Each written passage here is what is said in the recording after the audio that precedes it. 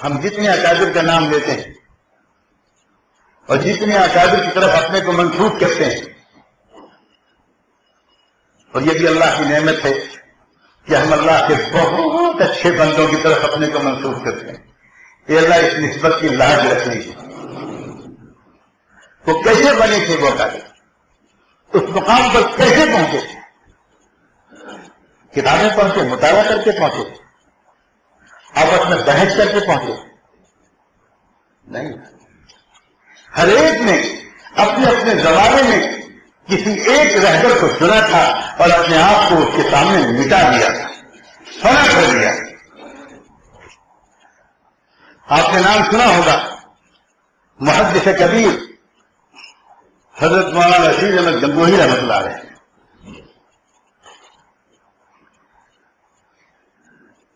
اللہ کرے اس مجلس میں ایسے علماء ضرور موجود ہوں جنہوں نے حضرت گنگوہی کی تصنیفات کو غور سے پڑھا،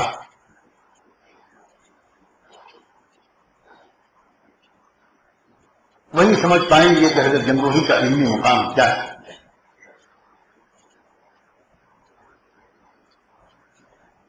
ہم نام لیتے ہیں بس گستاخی معاف اپنے بزرگوں کا، جس طرح اس ملک کے سیاستداں گاندھی جی کا نام لیتے،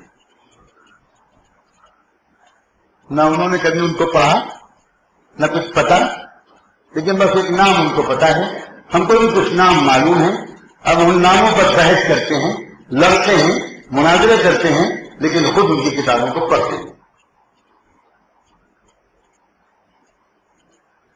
اسی لیے ہماری علمی استعداد اتنی کمزور ہو گئی ہے کہ ہم ایک سطر بھی صحیح پڑھ نہیں سکتے۔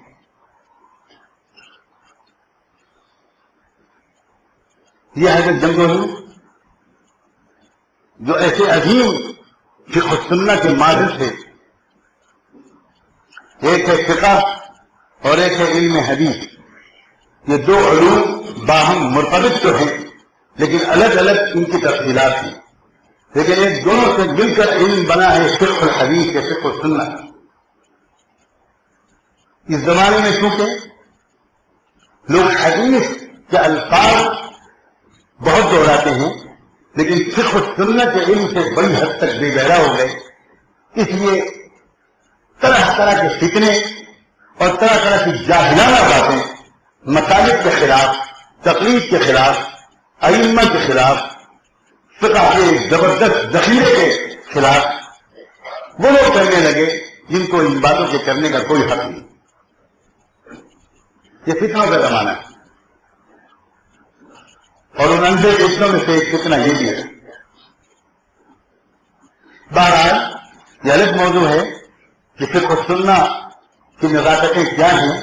فقہ السنہ کے ہندوستان میں ہمارے یہاں جو بہت بڑے بڑے ماہرین گزرے ہیں، ان میں ایک طرح سے نام آتا ہے امیر المومنین فی الحدیث علامہ انور شاہ کشمیری رحمۃ اللہ علیہ۔ ایک نام آتا ہے حضرت مولانا ظفر احمد خانوی رحمۃ اللہ علیہ، حکیم الامت حضرت خانوی کے بھانجے کا، اور عظیم فقیہ سنہ تھے، اور ان سب کے بھی بڑے اور ان سب کے بھی استاد اور مربی حضرت گنگوہی رحمۃ اللہ علیہ۔ بہت اونچا مقام تھا ان کا علمی۔ ہمارے والد ماجد رحمۃ اللہ علیہ کہا کرتے تھے کہ حضرت گنگوہی رحمۃ اللہ علیہ یقینی طور پر متقدمین میں ابن حمام جیسے فقہائے احناف سے بہت فائد ہے۔ مجھے خود جب ہدایہ میں نے پڑھی اور ہدایہ کی شرح ابن حمام کی فتح القدیر میں نے پڑھنی شروع کی تو میرے والد ماجد نے کہا کوئی حرج نہیں، تم اس کو پڑھو، مگر ہدایت کے مسائل کو سمجھنے کے ذریعے ذرا علامہ الدراری جو بخاری شریف کا حاشیہ ہے اور جو حضرت گنگوہی کی تقریر ہے ترمذی شریف کی، ذرا وہ پڑھو، تب تم کو پتہ چلے گا کہ حضرت گنگوہی کا علمی مقام ابن حمام سے بہت ہے۔ اور یہ بات تو اگر میرے والد ماجد کہیں تو کوئی کہہ سکتا ہے کہ بھئی وہ تو خود ایک دارالعلوم دیوبند کے عاشق تھے، کوئی بات نہیں، لیکن میں گواہ ہوں کہ عالم عرب میں کئی ایسے علماء سے گفتگو ہوئی کہ جن سے علمی گفتگو میں جب میری زبان سے نکلا قال العلامہ الگنگوہی یا قال الشیخ الگنگوہی، تو انہوں نے ٹوک دیا مجھ کو، ہمارے دکتور اکرم ضیاء العمری یہ عراق کے بہت بڑے محقق گزرے ہیں، ابھی حال میں ان کا انتقال ہوا، میرے استاد بھی تھے، انہوں نے مجھے ٹوک دیا، کہا قال الشیخ الگنگوہی مت کہا کرو، قال الامام المحقق الگنگوہی کا.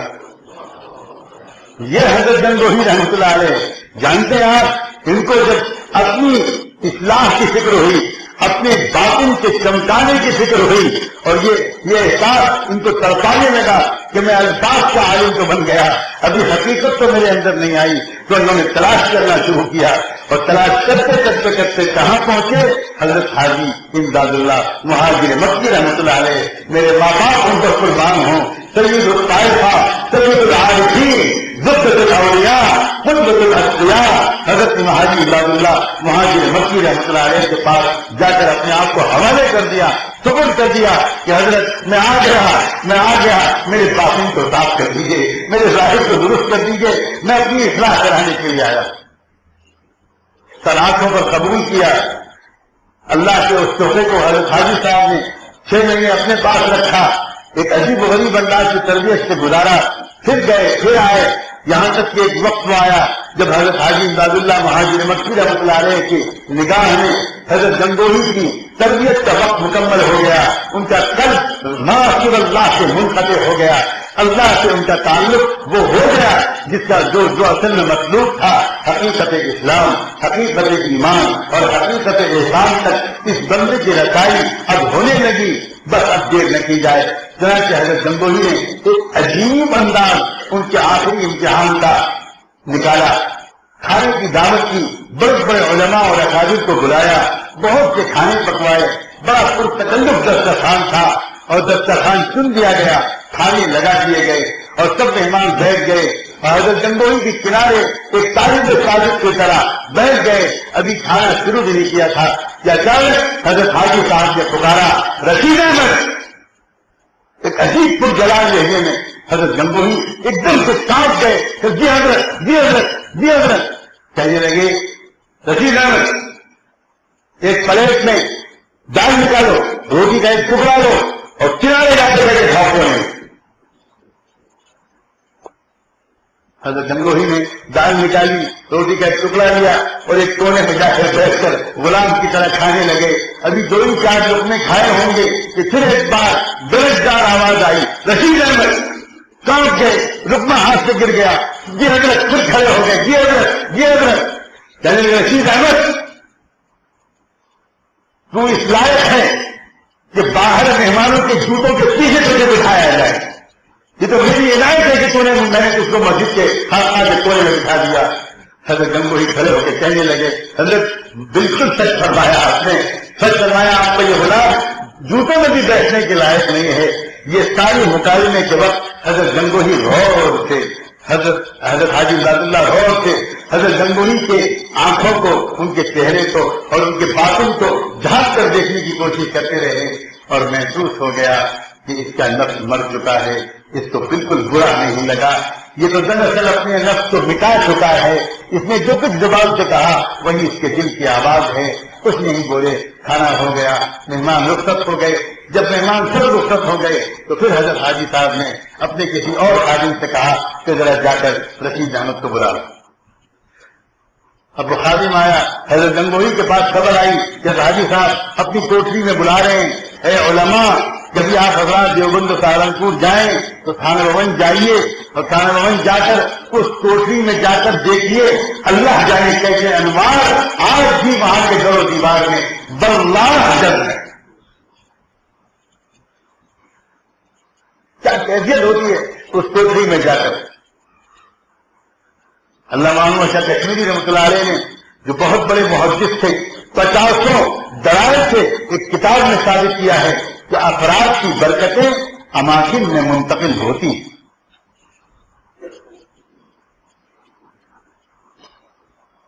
اس کوٹری میں بلایا حضرت حاجی صاحب نے کہ ذرا بلاؤ رشید احمد کو.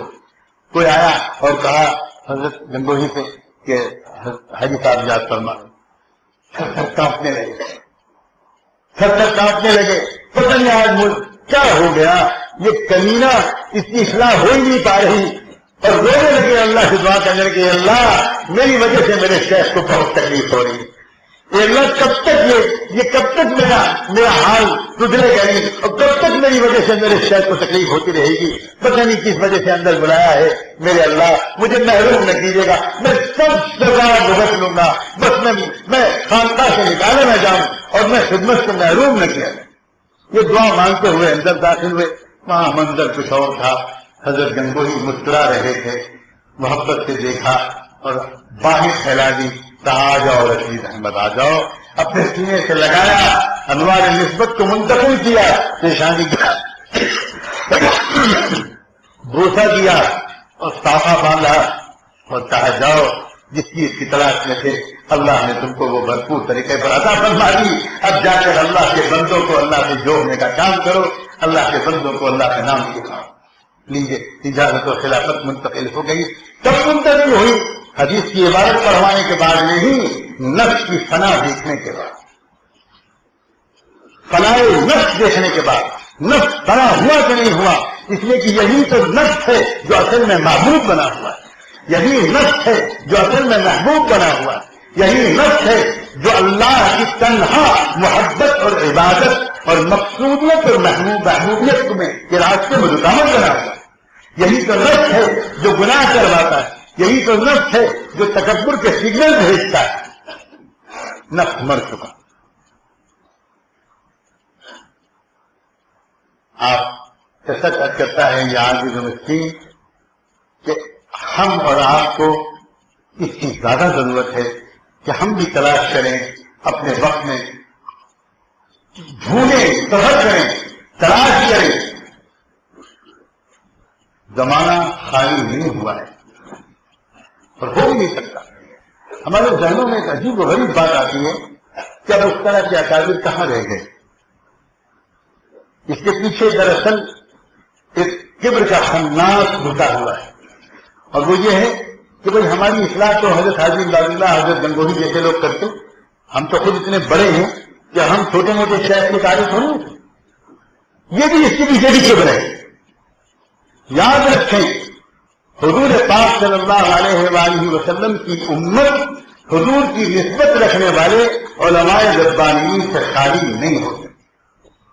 جو شخص یہ سمجھتا ہے کہ اس زمانے میں اس طرح کے صالح اور صادق علماء نہیں رہے، اسے پتہ نہیں ہے، وہ دراصل ختم نبوت کا انکار کرتا ہے، وہ حضور کے نبوت کے فیضان کے تسلسل کا قائل نہیں ہے۔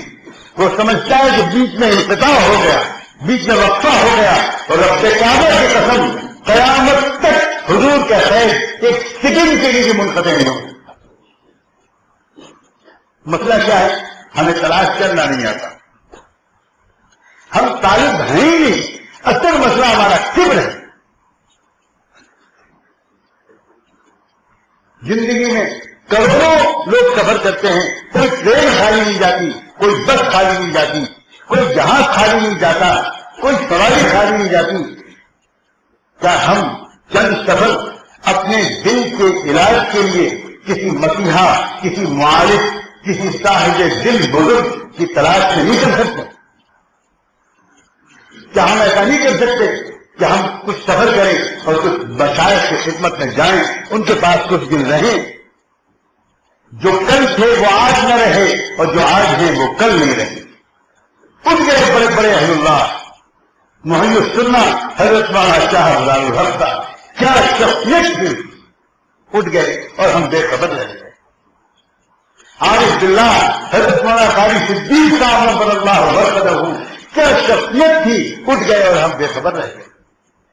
حضرت کی مولانا انعام نصر صاحب نبر اللہ وبرکاتہ، اس عارف کو تو پکا یقین ہے، کچھ ایسے منظر اس عارف کی آنکھوں نے دیکھے ہیں کہ حضرت رحمۃ اللہ علیہ کا وہ روحانی مقام وہ لوگوں کی نگاہوں کے سامنے دعوت و تبلیغ کے کام کی خدمت کے پردے میں حضرت نے ہمیشہ اپنے کو چھپائے رکھا، ورنہ حضرت کا مقام اتنا بلند تھا کہ اس کے لیے میرے پاس الفاظ نہیں۔ شیخ الحدیث حضرت مولانا زکریا صاحب نور اللہ مرکزہ کی زبان مبارک سے اس عاجز نے براہ راست سنا، مسجد نبوی میں سنا، باب العمر پر سنا۔ حضرت نے فرمایا مولی انعام پر تو تجلی ذات ہے، اللہ کی تجلیات کئی قسم کی ہوتی ہیں. اللہ کی تجلی ذات بھی ہوتی ہے, اللہ کی تجلی افعال بھی ہوتی ہے, اللہ کی تجلی صفات بھی ہوتی ہے. الگ الگ اہل اللہ پر الگ الگ قسم کی تجلیات پڑتی ہیں, الگ الگ انبیاء علیہ السلام پر الگ الگ تجلیات پڑتی ہیں, اور اللہ کے تمام اسماء کی تجلیات قلب محمدی پر پڑتی ہیں. لوگوں, ہدایت کا ذہنی نظام ہے. ہدایت دنیا کی ظاہری تحریکوں کے طرح نہیں ملا کرتی. ایک ذہنی نظام ہے. جس انسان کا قلب جتنا زیادہ جڑا ہوا ہوگا محمد رسول اللہ کے قلب سے, اس قلب کے اندر اتنا ہی نور منتقل ہوگا. اور یاد رکھنا, براہ راست حضور پاک صلی اللہ علیہ وآلہ وسلم کے قلب سے رابطہ کوئی دنیا میں قائم نہیں کر سکتا. براہ راست حضور کی زبان سے کوئی حدیث ہم نہیں سن سکتے. جس طرح الفاظ نبوت کی سند ہوتی ہے, ویسے ہی انوار نبوت کی بھی سند ہوتی ہے.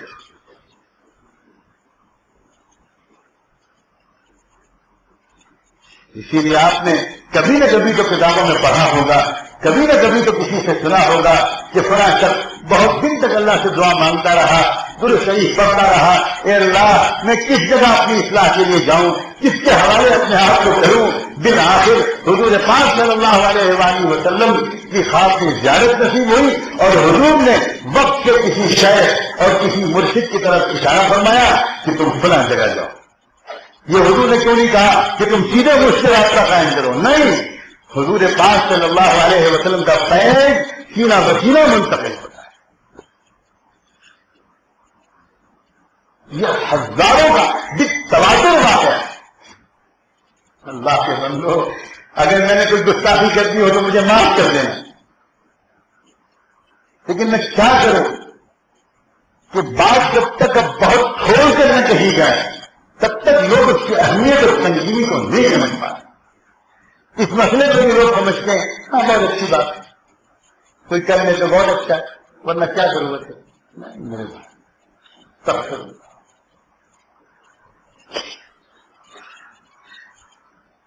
اللہ کی سنت کبھی بدلا نہیں کرتی, اور یہ اللہ کی دائمی سنت ہے. اللہ کی سنت بالکل نہیں بدلا. اللہ تعالیٰ کسی کے لیے بھی اپنی سنت سے بدلنے کو تیار نہیں ہوتا. اگر اللہ اپنی سنت کو بدلتا تو اپنے محبوب محمد رسول اللہ کے لیے بدلتا, لیکن اللہ نے تو قرآن میں ایک سے زیادہ مقام پر خود ان کو مخاطب کر کے فرما دیا, لن تجد لسنت اللہ تبدیلا, لن تجد لسنت اللہ تحویلا. یہ انداز تکلم کیوں ہے؟ یہ کیوں کہا کہ تم نہیں پاؤ گے میری سنت میں کوئی تبدیلی؟ تم کیوں, یہ کیوں کہا؟ غالباً اس لیے فرمایا کہ اگر میں اپنی سنت کو کبھی بدلتا تو میرے دلارے میرے محبوب میں تمہارے لیے بدلتا, لیکن میں تمہارے لیے بھی ایسا نہیں بدلوں گا تو اہل غیرے کے لیے تو کبھی کوئی سوال ہی نہیں کرا. سنت نہیں بدلا کر دے گا. آج اسکولوں اور کالجوں کی طریقے پر ہم لوگ دیگر دین کو لینے اور دینے لگے. کچھ مجبوریاں بھی ہیں, ورنہ ذرا الموافقات دیکھیں امام شاطبی رحمۃ اللہ علیہ, ذرا پڑھیے امام شاطبی کی الموافقات, جو بظاہر تو اصول فقہ کی کتاب ہے اور امہات المساجد میں سے ہیں. ذرا پڑھیے امام شاطبی رحمۃ اللہ علیہ کی الاعتصام, ذرا پڑھیے ابن عبد البر کی آداب العلم والمتعلمین, پڑھیے. امام شاطبی رحمۃ اللہ علیہ نے سند کے ساتھ اس بات کو نقل کیا ہے کہ صرف اس شخص سے علم دین لینا جائز ہے جس نے اپنے وقت کے کسی شیخ کی خدمت میں رہ کر علم حاصل کیا, اور جو متبع سنت ہو, جس کا سلسلہ رسول اللہ تک جڑا ہوا ہو, اور جس نے علم ظاہری کے ساتھ علم باطنی کا بھی استفادہ کیا ہو. 6 شرطیں امام شاطبی نے لکھی ہیں, اور یہ کیسے لکھی ہیں؟ اجمع الائمۃ علی ذلک, یعنی ساری امت کا ائمہ کا علم دین کے استفادے کے لیے یہ شرطوں پر متفق ہونا, سب کا اجماع ہے, سب متفق ہیں. یہی وجہ ہے کہ پچھلے دور کے علماء جو پڑھتے تھے وہ صرف پڑھتے نہیں تھے، ایک ایک لفظ دل کے اندر اترتا چلا جاتا تھا، اور وہ جب مدرسے سے فارغ ہو کر نکلتے تھے تو اسی مدرسے سے فارغ ہوتے وقت نکلتے وقت تک ان کی ضروری حد تک اصلاح بھی ہو جاتی تھی، اور آگے مکمل اصلاح کے لیے وہ خود اپنے شوق سے کچھ نہ کچھ دن کسی نہ کسی کے قدموں میں جا کر رہتے تھے۔ یہ عام رواج تھا۔